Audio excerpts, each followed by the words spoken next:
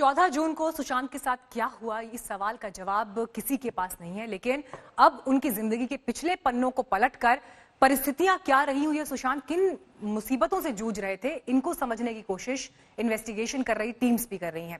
गवाहों से उनके बयान लिए जा रहे हैं। लेकिन इसी बीच सबसे चौंकाने वाला बयान सुशांत सिंह राजपूत की बहन मीतू की तरफ से आया है, क्योंकि उन्होंने जांच में एक एंगल तंत्र मंत्र और भूत प्रेत को लेकर भी दिया है।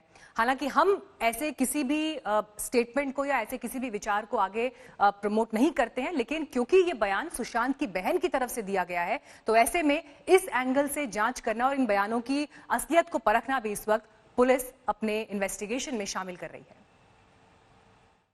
सबके साथ धोखा हुआ। सुशांत सिंह राजपूत केस में वैसे तो कई पेच हैं, लेकिन रिया चक्रवर्ती को लेकर सुशांत की बहन मीतू ने जो आरोप लगाए हैं वो न केवल संगीन हैं बल्कि सनसनीखेज भी हैं।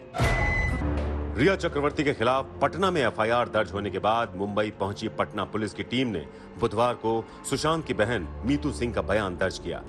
अपने बयान में सुशांत की बहन ने रिया पर चौंकाने वाला आरोप लगाया। मीतू सिंह ने कहा, रिया ने सुशांत को पूरी तरह से अपने वश में कर लिया था। इतना ही नहीं, भूत प्रेत की कहानी सुनाकर उसने सुशांत का घर भी बदलवा दिया था। दरअसल बांद्रा के इस घर में रिया और सुशांत साथ साथ रहते थे, लेकिन इससे पहले सुशांत अकेले अपने घर में रहते थे, जबकि रिया अपने घर में। लेकिन मीतू सिंह का कहना है कि रिया ने सुशांत को उनके पुराने घर में भूत प्रेत का डर दिखाया ताकि वो उनके साथ नए घर में रह सके। सुशांत सिंह राजपूत की बहन ने पटना पुलिस को अपने बयान में बताया है, एफआईआर में भी इसका जिक्र है कि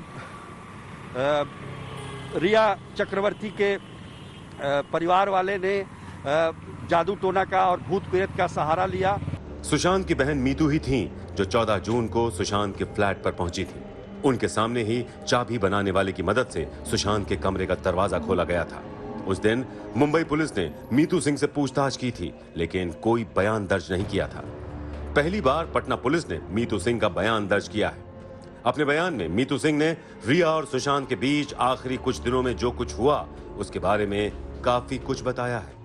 मीतू ने अपने बयान में कहा, 8 जून की शाम रिया ने मुझे कॉल करके अपने और सुशांत के झगड़े के बारे में बताया। इसके बाद मैं सुशांत के पास गई तो उसने मुझे बताया कि रिया घर छोड़कर चली गई है। दोनों की लड़ाई हुई, जिसके बाद रिया घर छोड़कर चली गई, लेकिन वो अपने साथ अपनी और कुछ सुशांत की चीजें भी लेकर चली गई है। इस घटना से सुशांत काफी परेशान था। मैंने उसे काफी समझाया और अपना ख्याल रखने के लिए भी कहा। इसके बाद मैं 12 जून को घर वापस चली गई, क्योंकि मेरे बच्चे अभी काफी छोटे हैं। इसके महज 2 दिन बाद मीतू के पास एक फोन आया, जिसे सुनकर उनके लिए एक पल भी रुकना मुश्किल था। पटना पुलिस को मीतू ने बताया, 14 जून की सुबह मुझे सिद्धार्थ पिठानी का फोन आया और उन्होंने बताया कि सुशांत अपने रूम का दरवाजा नहीं खोल रहे हैं। मैं फौरन उसके घर गई। हमने एक चाबी वाले को बुलाया। जब दरवाजा खुला तो सुशांत सामने फांसी में लटका हुआ दिखा। मुझे कुछ समझ नहीं आ रहा था कि मैं क्या करूं। इसके बाद मुंबई पुलिस ने वहां पहुंचकर जांच शुरू की। मुंबई पुलिस की ये जांच आज भी चल रही है, लेकिन उस दिशा में नहीं जिस दिशा में ये अब पटना में दर्ज एफआईआर के बाद बढ़ रही है। ये बात बॉलीवुड की खबर रखने वाले लोग भी मानते हैं कि जब से सुशांत रिया के साथ रिलेशनशिप में आए थे, तब से वो काफी बदल गए थे। फिल्म समीक्षक सुभाष झा की सुशांत और रिया दोनों से बातचीत हुआ करती थी। आज तक से खास बातचीत में सुभाष झा ने बताया कि सुशांत के जीवन में रिया का दखल जरूरत से ज्यादा था। बहुत ऑफर आते थे, लेकिन रिया चक्रवर्ती उस ऑफरों को स्वीकार करने नहीं देती थी और ये भी कहती थी कि उसमें मुझे हीरोइन रखो। इस तरह का भी दबाव था, जैसे कि एफआईआर। ये बातें भी बहुत दिनों से हो रही हैं, लेकिन हमारे पास इसका कोई सबूत है नहीं, तो ये स्पेकुलेशन के में जाता है। लेकिन हाँ, ये बात तो है कि वो उनका फोन्स लेने लगी थी। मैं भी इसका ये हूँ शिकार। व्हाट कैन आई से, मतलब I have also been treated that way कि वो उठाती थी उनका फोन। ऐसी बात कई बार कही जा चुकी है कि सुशांत बॉलीवुड के लोगों से कट से गए थे। लॉकडाउन से पहले भी उनका लोगों से मिलना जुलना काफी कम हो गया था। वो अकेले पड़ गए थे। उनकी दिमागी हालत को लेकर तरह तरह की बातें की गईं। महेश भट्ट भी ऐसे आरोपों के घेरे में है। तब मुकेश भट्ट साहब का खुद का इंटरव्यू अपने मुंह से सुना था मैंने कि उन्होंने कहा था कि मैंने तो पहले ही रिया को बोल दिया था कि he is going the proverbial way, so leave him. And जब वो मुझे सड़क 2 की मीटिंग के लिए मिलने आया था, then I could see that he was not on the same plane as me. They are contradictory statements. हालांकि आज तक से बातचीत में विक्रम भट्ट ने इस बात से इनकार किया कि महेश भट्ट ने सुशांत की दिमागी हालत को लेकर कभी कोई बयान दिया है।